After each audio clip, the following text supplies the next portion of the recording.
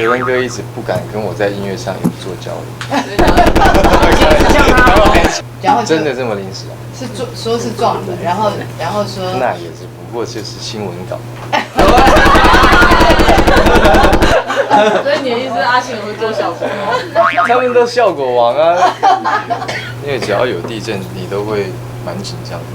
而且我之前住那个14、15楼的时候，虽然也没有多高，但是对我来讲还蛮高的，然后就觉得很晃。我不知道是不是心理作用，可能2楼跟我14楼也一样晃，但是就觉得很可怕，然后就后来就搬走，给我爸妈住，没有，因为他们不怕，他们不怕，他们喜欢电梯，喜欢坐电梯。看到杰伦跟阿信合唱，有没有觉得自己被排挤了？为什么？你们不是 IG 是那个马吉吗？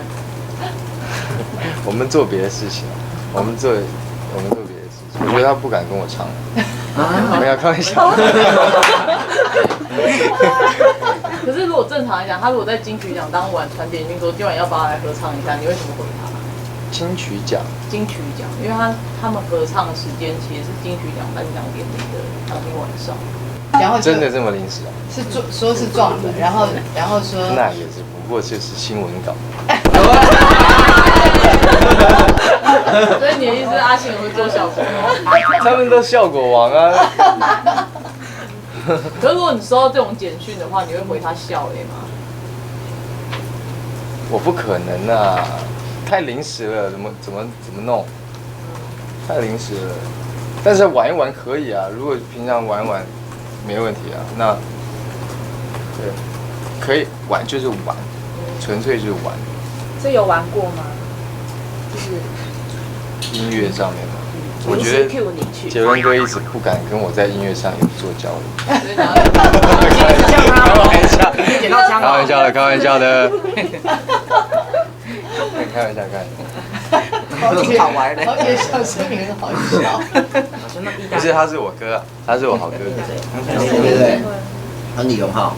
那下次他说好像在台湾也会办类似明年要办婚礼，那你会想说包个红包什么之类的吗？